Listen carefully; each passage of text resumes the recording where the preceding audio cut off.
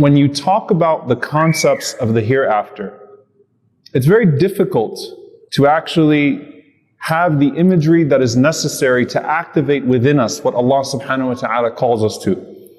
You hear about the Day of Judgment, you hear about life after death, you hear about heaven and hell, and you hear about all of these lofty things and all of these stations and this imagery. And it gets really hard to connect. And in fact, if you think about it, in general, in our generation in particular, we're not a people who read books and derive imagery from books as much as we do watch movies that create images for us. And the effects have to become more and more advanced to derive the emotions that are necessary to bring something out of us. Right? And I remember, seeing this image of a child, and it said a child from, 19 so-and-so, and then another child from 2022. One of them is reading a book, and so the imagery is coming out of the child's mind, and the other one is looking at a screen, and the imagery is coming from the screen into the child's mind. And so, especially now, you hear about heaven, you hear about hell, you hear about things that would have given the Salaf, that would have given the pious predecessors goosebumps, or it would have increased them in a certain longing for paradise. And your mind goes towards all of these special effects and sci-fi and movies and things of that sort. So it becomes really hard to connect with those things. On top of that, you also have this obsession with the imminent and the evidence and what's right in front of me and experiencing it, and the inability to work towards something that seems delayed and distant. The promise somehow doesn't seem as real. And I had a really interesting conversation with a young man who was telling me, he said that, my tawbah came after watching this TED talk from this neuroscientist that was talking about how we know now, we can scientifically say that consciousness continues past death. That after the heart dies, there's still consciousness, and that there's enough in terms of studies now to talk about how long brain activity lasts and how many brain cells are necessary to still be able to connect with the environment. And we have all of these, collections of data of out-of-body experiences and people that were in surgeries where the assumption was that they were not responsive, but when they woke up, they were able to tell you exactly what was happening with them, and they were able to tell you about what scalpels the surgeon was using and all of the different devices and things they should not have been able to do. And he said, that was my tawbah, because at the end of this entire TED talk, the guy says, but I'm still an atheist, by the way. So he explains that there has to be an afterlife, there has to be connection, there has to be something else, but at the same time, because he is limited, ironically, by the gift that Allah gave him. Allah gave him a gift of understanding, and science is a gift, and medicine is a gift.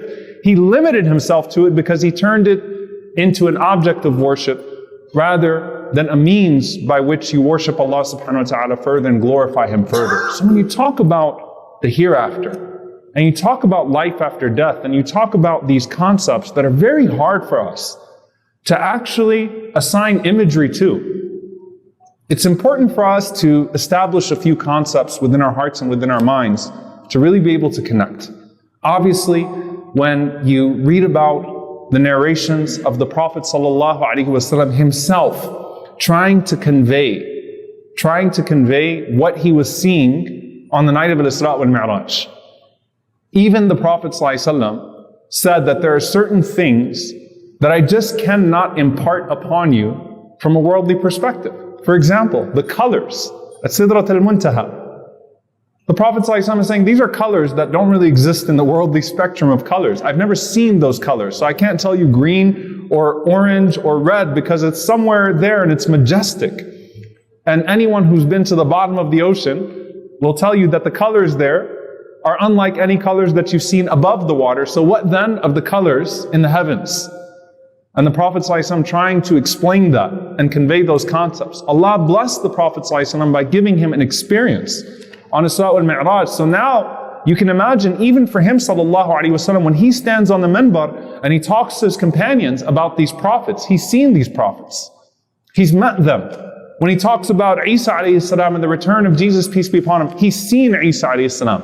When he talks about Al-Masih ad-Dajjal, when he talks about the Antichrist, he's seen him now. sallallahu alaihi wasallam, he's seen paradise. He has seen the fire. He's seen the reward of the grave. He's seen the punishment of the grave. Even for the Messenger sallallahu alaihi wasallam, imagine what it was like for him now when he conveyed this to his ummah. Now we come to what's still left with us though. When we think about the Day of Judgment and that moment of rising before Allah subhanahu wa ta'ala, and Allah subhanahu wa ta'ala as He describes Himself on that day and His relationship with His creation. And obviously when it comes to Allah Azza wa Jal and these very vivid images of the af'al of Allah subhanahu wa ta'ala, the doings of Allah subhanahu wa ta'ala on the Day of Judgment, it's nothing that the human brain can encompass. كل ما خطر ببالك فالله بخلاف ذلك. Everything that comes to your mind, Allah is different than that. That's the aqeedah, the creed of Ahl Sunnah wal Jama'ah, is that you cannot encompass that. There are certain things that are mentioned and you have to connect with them, but the point is that you connect with them, not that you try to visualize them to a point that you assign human limitations and definitions to them. So when Allah subhanahu wa ta'ala talks about Himself and Allah Azza wa Jalla talks about His doings and that vivid imagery comes on the Day of Judgment, you could imagine a throne and the shade of the throne all that you want, but the throne of Allah is not like the throne that you will imagine. And the shade of that throne is not like the shade that you will imagine. But you can still connect to the concept. And that's the gift of Allah and His Messenger sallallahu alaihi wasallam describing to us the vividness of that day. It's the difference, as one of my teachers mentions, between something being anthropomorphic and something being anthropic. Anthropomorphic is when you start to actually limit that world to what you understand and start to assign to it the constructions that you have in your mind. Anthropic is when you're conveying the meaning and the understanding so that you can connect to it. And that is how we connect to it. Now here's something very powerful as well. When you get to Jannah, may Allah subhanahu wa ta'ala make us from Ahlul Jannah. Allahumma ameen. You can't imagine Jannah because it has what no eye has seen, what no ear has heard, and it has never even come to, la khatara, it has never even come to the mind of a human being. You cannot even imagine it. But on the Day of Judgment, when you enter into Jannah, may Allah make us amongst the people of Jannah, there's enough recognition to have pleasure and to make a connection. When you see people of Jannah that were people of this world, they don't look the same. Our loved ones who have departed from us, and the people that we love, that we never got to meet, like our Messenger sallallahu alaihi wasallam and the companions that came before, each other, because all of us will bury one another at some point and bid farewell. When we meet, there's enough recognition there to enjoy the sense of recognition, but we won't look like we look here. There's enough of a difference as well to where it's still Jannah, it's a different elevation. And Allah controls the constructions and Allah controls the senses and the experiences, right? So it'll still be that. And what do the people of Jannah say? هَذَا الَّذِي رُزِقْنَا مِنْ قَبْلِ. They see something in Jannah and they say, this resembles what we knew from the world. But you bite into that fruit in Jannah, and this is nothing like the fruit of this dunya. It has absolutely no connection to it in its actual experience, but there's enough familiarity. Now what's the benefit of all this when we're talking about this? I want to point to a few narrations where you find righteous people who experienced something of that world and saw something of that world, and maybe we didn't pay attention, or at least I didn't pay attention prior, to some of those smaller points of familiarity. The very famous narration of Abdullah ibn Umar radiallahu ta'ala anhuma, who had a dream. And in this dream, the angels had come to him and he was witnessing in his dream Qiyamah. He was witnessing resurrection. And he was being taken by the angels to the fire. Now here's the thing. When he got there, we know that this narration ends with what? The angels told him, this is not your place.